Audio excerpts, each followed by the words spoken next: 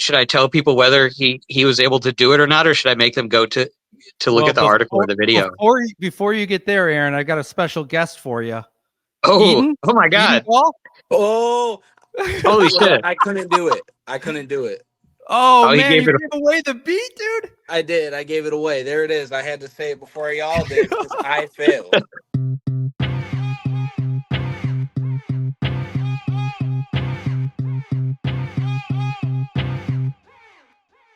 Hello, and welcome to this episode of Spotlight 219, presented by your favorite newspaper, The Times, and Local 219, a show dedicated to highlight really cool things happening around the region weekly.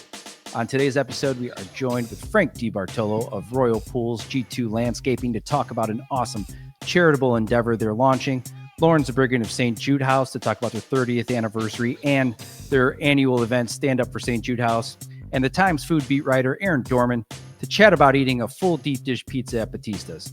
So without further ado, let's get this thing rolling. My first guest, he is a pool maestro. He knows all things pools. He is probably the most talented chef in the pool industry, Frank DiBartolo. Too kind. How are you? Frank, how are you today? Doing well, man. Doing well. So I heard through the grapevine, you're doing a really cool thing, and it's the first of its kind. Can you tell the audience what you've got planned? So we created a program here called Splash for Support, and it's basically our way where we can help support families who are battling cancer. So we decided that this year we were going to open in-ground swimming pools for 5 different families, close them, and weekly maintain them throughout the summer. And it's basically our way of giving back to take one little thing off your plate, and we can use our profession, and with the swimming pool, it should be fun. We get to spend time with family, and I feel like that's one important thing that people that are battling cancer really need. Heck yeah. I mean, I think anybody who's experienced it, and I've heard that it was really close to you as well. Yes, it is. So anybody who's experienced a loved one or themselves involved with that journey, that obstacle, knows that it's quite debilitating when it comes to the treatment of it all. Yeah, it is pretty tough. Yeah. So it being as close to you are, is it? It is. So like, how did you kind of like formulate this idea? What made you kind of just take the leap and actually do it? Well, the creator of our company was my father, Frank, and he battled 3-4 years of gastric cancer. And we've always wanted to give back. My father actually he donated to St. Jude's every year, cancer research for kids, I believe. And then we always wanted to give back. And once I went through the whole process with my father, we decided this was our best route to do that. Comfortable and safe while they're working on their new life of independence. Heck yeah. And on top of the 30th anniversary, you've got your annual event coming up, Stand Up for St. Jude House. That's really cool. Can you throw some details to the audience about that? Sure. So we are really excited to have our largest fundraiser of the year, Stand Up for St. Jude House. It will be on May 16th at County Line Orchard. And so domestic violence is a serious topic, but we like to have a fun time at this event. We want to have a good time, spread awareness, raise funds for St. Jude House. And we're excited this year. We have our headlining comedian, Mike Toomey from WGN. And then we'll have live music from local Frank Rivoli. Awesome. So a lot of entertainment. I know that, is there food? Is there drink? Is that the whole thing part of it? Yes. Open bar, family style dinner. We got to have that pot roast and a chicken. The County Line Orchard staff really know how to make a good pot roast. So. Heck yeah. What a great venue too, by the way. Yeah. The ambiance is unmatched. Oh yeah. So where can people go get tickets, kind of connect? If you are looking to support St. Jude House in any way, to volunteer, donate, or attend Stand Up for St. Jude House, visit our website, stjudehouse.org, and you can find all the information there, including resources. Awesome. Well, Lauren, you have a great rest of the day, great rest of the week, and we'll be talking soon. Thank you so much. Take care. So my next guest, from past episodes of Spotlight 219, he is blowing up the social media landscape with his articles about things happening locally in the food scene. And this one is spares no expense. We're talking about Eden Gall from Batista's, finishing an entire deep dish pizza. Aaron? Yeah, so I was really excited. This weekend I've been in this job for about a year with the NWI Times, and this was my first coverage of like a food challenge. So yeah, I went to Batista's in Crown Point. They're a gourmet pizzeria run by Joe Gall and his family. Joe ran Sage in Valpo for a long time, and Batista's is really good. They've got, I kind of describe it as like a pizza speakeasy if you've ever been down there in like the basement in Crown Point. They have a slice window now. I figured that's worth mentioning.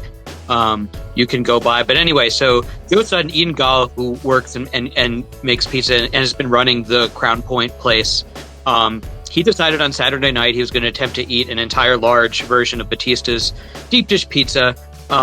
When I went there, I asked him, I wasn't sure what had prompted that. Like, is he what is the reasoning behind the stunt? Was he trying to demonstrate, we make the biggest pizzas in the area, or our pizzas are so delicious you can't stop eating them, blah, blah, blah.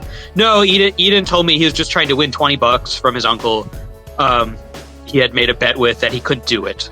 I guess I'll ask you, Alan, do you want me to, I don't know should I make people read or go? I made a video. I watched, so the rules of the thing was Eden had 30 minutes to eat, in one sitting, to eat an entire deep dish pizza. And, he could ask for water, he could ask for extra ranch, he could do whatever, but that was the time frame. I was going to say, should and I made a video of it, which I'm way more proud than I should have. Should I tell people whether he was able to do it or not, or should I make them go to look at the article or the video? Before you get there, Aaron, I got a special guest for you. Oh, Eden? Oh my God. Oh, Holy shit. I couldn't do it. Oh, man, you gave away the beat, dude. I did. I gave it away. There it is. I had to say it before y'all did because I failed. So what was the biggest challenge, Eden? I mean, that's a lot of food, man. And have you done anything like this before? Never done it before, but my uncle last week, I made him a deep dish pizza. He took a bite and he gave up. And I'm like, come on, I could eat a whole one. And he's like, no, you couldn't. And then me being me and the scenario being the scenario, I had to prove that I could, which I couldn't. That's awesome. I couldn't do it.